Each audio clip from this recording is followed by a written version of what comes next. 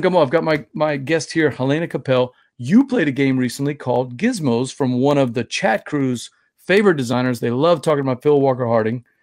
What did you think about Gizmos? Oh, I love it. I love it. I feel like every time I play it, I get better, which is nice. I am not, Ah, even though I make games and I design games, I'm not the best at playing games.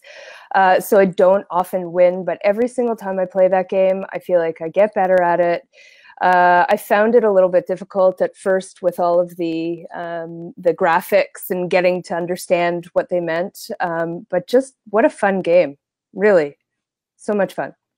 yep, Gizmos. It's one of those games that you and I were talking about with Scorpius Freighter, where you feel so smart near the end of the game when you've Very built out true. these little cards, and all of a sudden you're getting even more marbles than you actually need. And you're looking at the others and go, I don't even need these marbles. I'm just going to toss them back in a tray. And you at least that's the way we play. There's a lot of braggadocio while we're Right, playing Gizmos. And the guy in right. the brown shirt there in that picture that I have, he's a big fan of the game, and I really enjoyed it. I watched it at Gen Con. I got to watch a demo with some of the guys sometimes that are in the chat room, Jason and them. And I just missed it, so I didn't get to play. But I was like, wow, this thing has some table presence with this big gumball machine with marbles coming down. And how important do you think in today's board gaming, in the last 5 years, how important is having that big gumball thing with balls coming out now Oh as a my God, publisher? it's huge. That's huge. Any sort of real table presence that a game has is part of the reason that people will buy and replay a game. A game can be amazing, but if it's not beautiful, first of all, it's not going to come off of the shelf anymore because there's so much competition.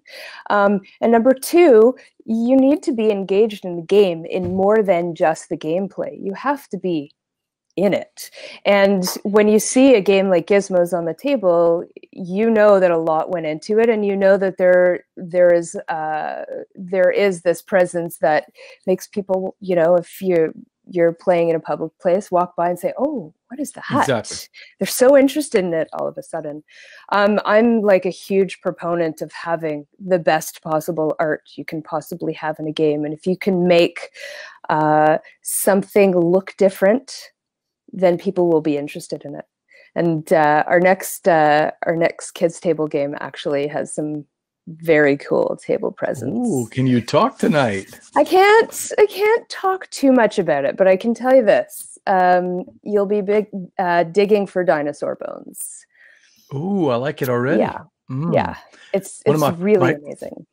one of my kids' favorite areas of all of Disney World, and in Florida, I'm talking about, is that the little area in the Animal Kingdom where you can actually go into a dinosaur exhibit, and there's a whole dinosaur buried underneath the sand, and the kids have to dig it out every day. And I guess the Disney staffers, the cast members they call them, have to fill the stand back Right. up every day to bury the dinosaur again. And by the end of the day, the dinosaur's exposed. But God, they had so much fun, exploring that. If you could bring that theme out into a board game, that excitement of what's inside the dirt, what dinosaur am I looking at?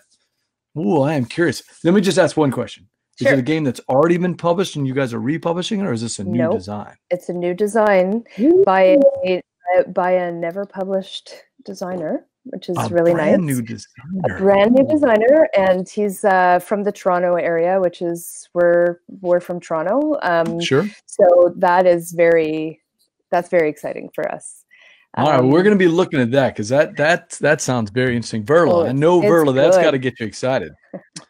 good. Talking back about Scorpius Freighter, Jeremy said, "Hey, I really love this game. It has some expansion potential. Make sure you draft your crew after playing one time. There is an option. You saw those four crew cards. All four belong to your crew. But Hmm. there is an option that Jeremy's talking about in Scorpius Freighter. If you really want the advanced game, mix up all the crew cards, and people will draft the ones they want. So then you're really designing the crew you want. If you haven't seen Jeremy, that's Jeremy. That's Jambalaya Plays Games. He does a Yep, lot of social media stuff. He does a lot of stuff on Board Game Spotlight. So he's I've heard always him. got, as we say on this chat room, Jeremy has the game. So if you ever want to find out about a game, he's the guy to talk to.